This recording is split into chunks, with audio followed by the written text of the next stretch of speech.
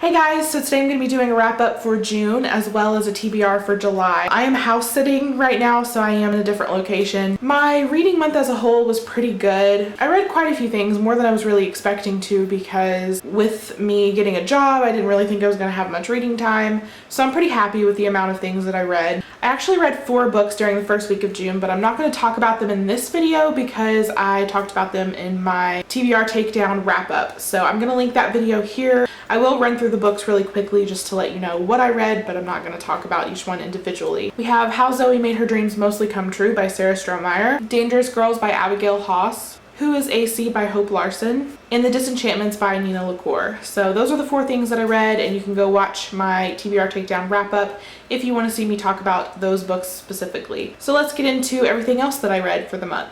So the first thing I have to talk about is All the Bright Places by Jennifer Niven, and I was really excited to get to this because it's a very hyped up book on BookTube. It's about these 2 people who don't really run in the same social circle, so they don't really know each other, they know of each other, but they do end up meeting one day because they are both on the top of their school's bell tower, basically both of them contemplating suicide. Then they also become partners on a school project, and so their bond continues to grow.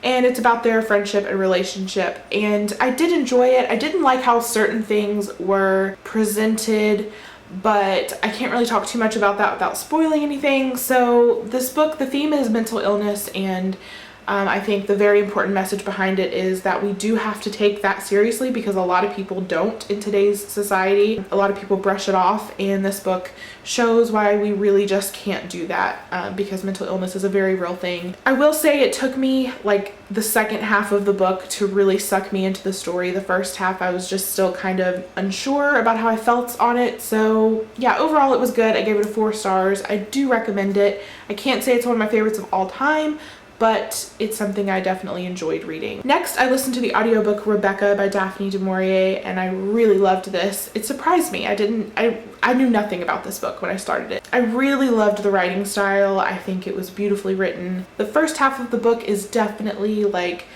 it's not action-packed, it's mostly descriptions, and it's about this woman who ends up marrying this man who was previously married to a woman named Rebecca, but Rebecca died, and so it's about this woman, our main character, who is going to this man's estate, Manderley, and she is kind of filling Rebecca's shoes, but it's about her feeling like Rebecca's presence is still there, and not like an actual ghost, but she just can't seem to get away from Rebecca. The very ending of the book is really when things pick up and it gets super crazy. So the book as a whole is not very eventful, but the very end definitely is, and I think it made this book, and I really liked it. So I'm looking forward to reading more by Daphne du Maurier. The audiobook itself, I give a full 5 stars. It was amazing. I loved the narrator.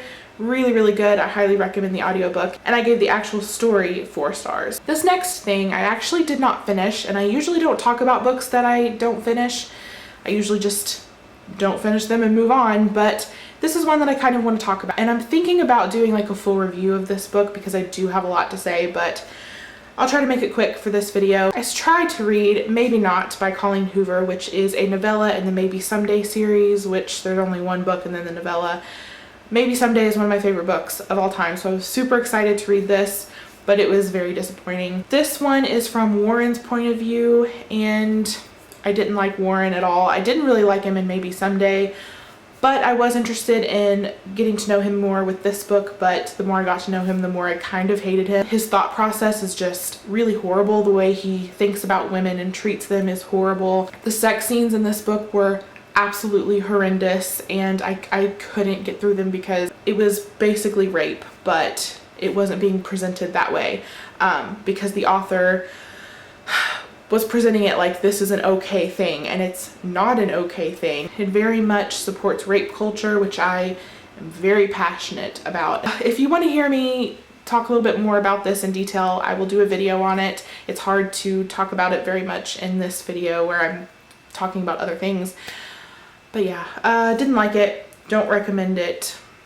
It just wasn't good, and it kind of tainted my love for Maybe Someday, which makes me really sad. After that, I read the second book in the Princess Diaries series, which is Princess in the Spotlight, and it was absolutely amazing. I think I liked it even more than the first one, just getting to know all the characters more, although I really don't like Lily in the books at all. I like her in the movies, but in the books, she's just awful. Like, I don't like her. But the book was so good. It's just, this series is adorable, and I love everything about it. So I gave it 4 stars on Goodreads, but I'm gonna just bump it up to a 5 because I absolutely loved it. Then I read Everything by Nicola Yoon, and this is about this girl who has this disease basically where she cannot go outside at all. She is stuck in her house. She's never left the house. But then this guy moves in next door and everything kind of starts to change for her. This book was really good. I did like it. The ending was great. Pretty much the second half of the book I really enjoyed, more so than the first half, because I felt like the book as a whole, but especially the first half of the book, I felt like it was just kind of scratching the surface of its potential. I just feel like it could have been so much more than it was. But that's not to say that I didn't like it, because I did, and it's a lot of people's favorite books. Like, a lot of people are going crazy over it, so it was definitely good, definitely well written, and I liked the characters. Ollie, he was okay, but I definitely liked the main character, and I love the diversity in this book. Our main character is half African American and half Asian, which is, like, when have you read a book about a character who is half African American and half Asian? Like, I never have. I'm a huge supporter of diverse books, so I was so excited to see that. I loved that aspect of it, and yeah, it's a very enjoyable read. There's a twist to it. It's just very good, so I definitely recommend that you check it out. I gave it a 4 stars. And also I love the cover. I mean, look at it. It's absolutely beautiful. Okay, so the rest of this video might really suck. My camera died, so I had to move to a location where I could plug it in, and I have to hold the camera with my hand. I'm gonna try to get through this last bit quickly. So the next thing that I read was Things for the Memories by Cecilia Ahern, and I actually listened to the audiobook, which was fantastic. The narrator was Irish, which was so cool, and I just adored the book and the audiobook. This book is about a girl who has an accident and she ends up having to have a blood transfusion. So half of the book is from her perspective. The second half is from this guy named Justin, who ends up donating blood. And as you can probably guess, his blood donation ends up going to our other main character. She starts to have his memories. But the thing is about blood donations, everything is anonymous, so she has no idea who's donated blood to her, but she goes on this mission to try to figure it out, and it's a really cute story. I absolutely loved it. I gave it a 4 stars, and I cannot wait to read more by Cecilia Ahern. The last thing that I read in June was Anatomy of a Misfit by Andrea Portes. I have no idea how to say her last name, I'm really sorry. So this one is about a girl who is kind of second in command to the most popular girl in her high school, but this girl is really horrible. Like, basically she is Regina George, but her name is Becky. So she's evil, she's horrible, and our main character is just trying to survive high school without having this mean girl turn on her. And that's basically the gist of the story. I think that's all you really need to know. It is a bit of a love story, and I really liked it. At first I wasn't sure about it, and there's a couple things that I definitely was not cool with, like so much slut shaming, it's ridiculous. And then there was a couple times where the characters were using like gay and other words like that as an insult, which I did not like. But other than that, it was a good story. It had a good message behind it, and I did really enjoy it. And by the time the book was over, I loved it so much. So I gave it a 5 stars. I would probably knock it down to 4.5 though, just because of the couple of things that I mentioned that did bother me. Someone said that it was like Mean Girls meets The Perks of Being a Wallflower, which is like the perfect description. So if you like both of those things, I think you will love this book. It's one of those books that really sneaks up on you with the serious moments, because it's definitely like a comedy. Then there's some moments where the feels really hit you. Like, there's some serious moments and they kind of come out of nowhere and you're just like, whoa, what just happened?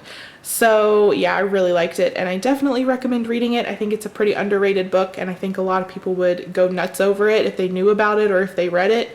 So definitely check it out. I liked it a lot. So that is everything that I read in June. Now we're going to get to my July TBR. I don't have like a huge stack of books planned out for July, but I am in the middle of a couple of things, so I figured I would share that with you. I'm currently reading the 3rd book in the Princess Diaries series.